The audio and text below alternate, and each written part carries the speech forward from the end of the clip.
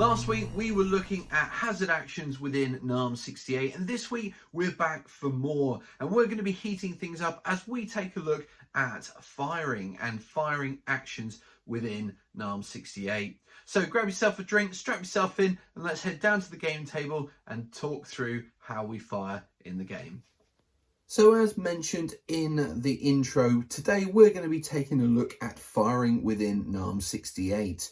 And for those who want to follow along in the rule book, the firing section starts on page 19 and goes all the way through to page 33. But what I will say is today's video will just cover basic suppressing fire and aimed fire, or sorry, targeted fire. So just keep an eye out for those two. We will cover looking at the other types of firing, such as firing or targeted firing with explosive weapons in a future video. So within NARM 68, there are two types of firing. The first is suppressive fire, and this is a basic action, so any unpinned model can use it. The second type of firing is targeted fire, and this is an advanced action which again can be used by any model to fire specifically at another model, and we will be again going through this a little bit later in the video. Now, it doesn't matter what type of firing you're using, you will always need to fulfill three basic criteria in order to fire, and we're going to go through those now. So the first criteria that we need to fulfill is to determine whether the weapon the model is firing is in range. Now, the weapon ranges are listed on the main weapons table on page 26. If the weapon is inside its maximum range, then it can go ahead and fire, but if not, the fire still occurs but automatically misses. So you don't roll a dice and the action is still used.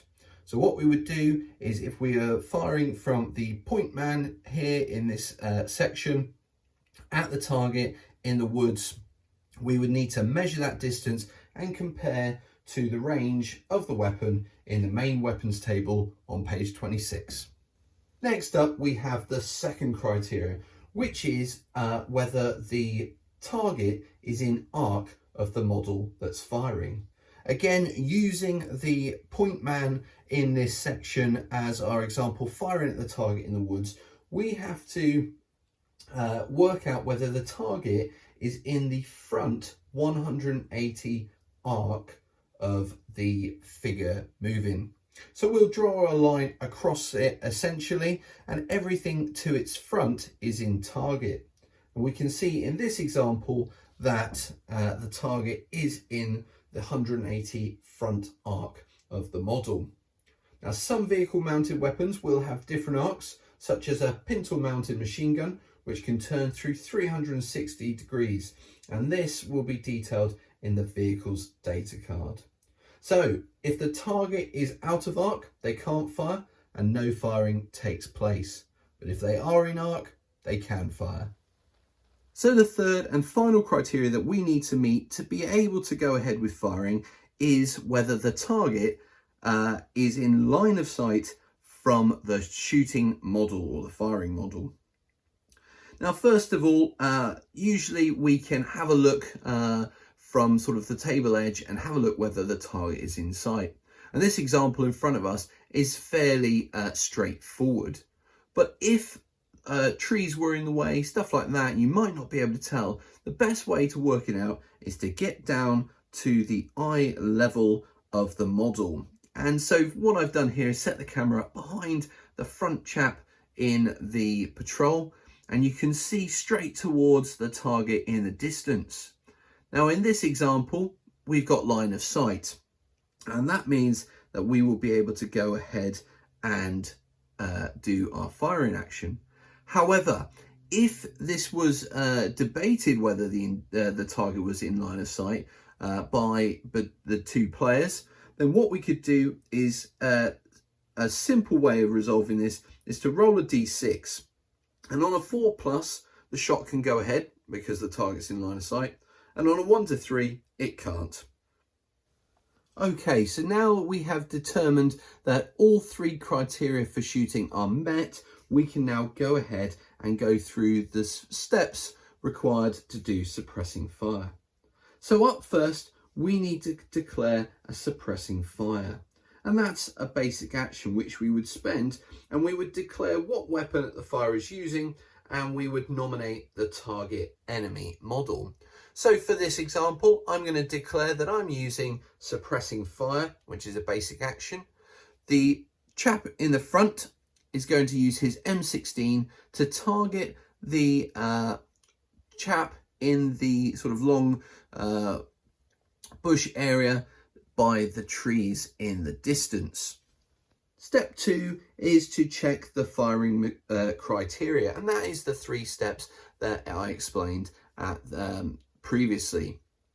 Obviously, in a game, you'd need to check those each time a firing action is declared. But in this example, we've already checked that, and we're good to go on to step 3. So on to step 3, and I now need to roll for suppression.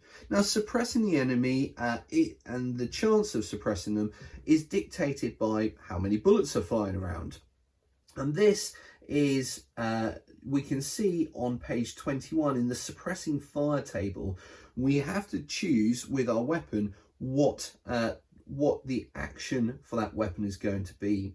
So are we going to be using a single action as in sort of single shots, or are we going to use sort of short bursts, so semi-automatic, or are we just going to switch to fully automatic and go for it? Now, we've got an M16, it's an assault rifle, and therefore we get the opportunity to decide whether we're going to use single action, semi-auto, or fully auto. And for this, I'm going to use semi-auto. So I need a 4+. So I'm going to roll my dice. And it's a 1. So that means that I haven't passed, and therefore I've missed. However, let's imagine for this example, I've rolled a 4. I have successfully suppressed, and the target is now going to move on to the cover save in step 4. So on to step 4, and the suppressing fire has been successful. And now we need to know whether the target is saved by the cover that they are in. And again, if we look on page 21, we get a definition of the different types of cover and what the cover save roll required is. Now, we can see in the distance there, the model really isn't in the open, and he's not in a building, so that's not hard cover. So we're looking at obscured, basically models that are hidden behind a tree or a log or some bush or a fence, something like that. So that's this target here. And an obscure cover save needs a 5+ to save. So let's roll the dice and see what happens. And I've rolled a 2. So that means that they have failed to save, and therefore the target is now pinned, and I would place a pin marker on that model. Okay, so that is suppressing fire, but let's say that I have an advanced action and I want to spend it to do some targeted fire on the target in the distance. So let's imagine for this scenario we're in a different turn, the point man hasn't been activated, and I'm going to use an advanced action on that model to declare as the first step targeted fire. And for this, I'm going to declare again what weapon I'm using and then what the target is. So once again, this point man is going to use his M16 and he's going to target the VC model in the distance. Moving on to step 2, we now need to go through the firing criteria. And again, this is the same criteria we used back at the start. So we'd go through that, we would check the range of the weapon, we would check that the target is in range, we would then check whether they are in the front arc, and then we would check for line of sight. Obviously, once we've done all that and we've got the green light, we can then move on to step 3. Moving on to step 3, we now need to roll for observation. And for those who've played Battle Group, this may well feel very familiar. It's the idea that we still need to be able to spot our target on the battlefield. And of course, on the battlefield, there's lots of things going on that might not help us spot the target. For example, there could be weapons fire going on, bullets flying around, there could be smoke, explosions, all sorts of confusion, and generally speaking, a soldier is going to want to try to keep their head down as much as possible, and this makes spotting very difficult. So in order to spot, we need to identify the enemy model, whether they're in cover or in the open, and whether they are pinned, not firing, or firing. And all of this information can be found on page 24, where you can go through the chart and work out what you need to roll and whether there's any modifiers. Now in this situation, or this example, we are going to say that the enemy model is in cover because they're in the bush, but we're, for this example, going to say they've been firing. So the observation roll requires a 3+. So let's roll that dice and let's see if we observe them. And I've rolled a 5. So I've observed the target and I can now move on to step 4. Moving on to step 4, and for this we're going to be rolling to hit. Now what we have to do first of all is determine what range the target is from the firing model. And if we look on page 26, we can see the weapons and their different range brackets. So each weapon will have 3 ranges: short range, effective range and long range. And for short range, which for the M16, it is 0 to 10 inches. And I think in this example, we are in short range. The next thing I need to do is work out if there's any hit modifiers. So for example, has the target moved last turn? Is it obscured, etc., etc. And in this instance, we're going to say that the target hasn't moved last turn, but it is obscured. So the short range is a 3+, and the modifier -1 takes it to 4+. However, we also have to decide how many dice we're going to roll by looking at the weapons table on page 26 and determining the rate of fire, which tells us how many dice to roll. Now for the M16, it's got the choice of deciding for a single shot, 1 dice, or a fully automatic, 3 dice. For this, we're going to use a single shot. So let's see if I can get a 4+. So I've rolled a 3, but let's, for this example, say I've rolled a 5. So I've got 1 hit, and that means we're going to move on to step 5. So step 5, we now have to do a cover save for the target. We would roll the number of dice equal to the number of hits. Now, in this example, I only hit once with 1 dice. However, if I'd rolled 3 and got 2 hits, I would need to roll 2 cover saves. So we're looking like we did with the suppressing fire, similar cover save table. For obscure, we need a 5+ to save. So let's see if I can save this shot.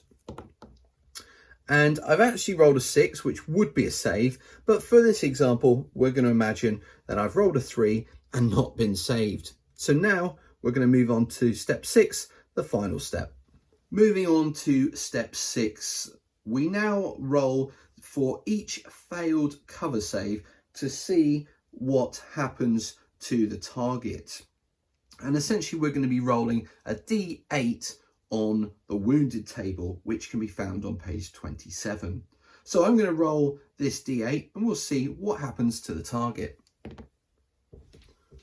Oh, so I've actually rolled an 8, which is not very clear on the camera. I do apologise, but I've rolled an 8. Now, that means that the target has been hit and the wound is a mortal wound, which means that they have died. Now, if this was the US player, then they would need to take 3 morale counters for the loss, but the VC player must only take 2 morale counters. But we have a range of different options, from a nick to a light wound to a serious wound and finally to dead. So that's the two types of firing actions within NARM 68, suppressing fire and targeted fire. And again, for reference, if you're looking in the rulebook, that's page 19 through to page 33. Now, although we didn't cover targeted fire with explosive weapons in this video, that is all in the rulebook, so do go and check that out. If you do have any questions, pop them down in the comments below and I'll be more than happy to come back to you with an answer. Now, if you've been enjoying this series, then do check out next week's video where I will be looking at off-table support fire and how that works within the game. Now, we haven't got many more actions or rules within the rules to look at, so we won't have too many more tutorial videos in this series, but hopefully we're working to a stage where I can do a playthrough of a game and you can see that live in action, or sorry, not live, but recorded, and hopefully that will help put all of what we've learned together into a game so that you can see how it plays through. Now, if you've been enjoying this series and would like to see something similar for other games, then do please drop a comment below, because I am considering doing a similar series for a different rule set when I've finished with NARM 68. But until next time, take care, stay safe, and we'll see you soon.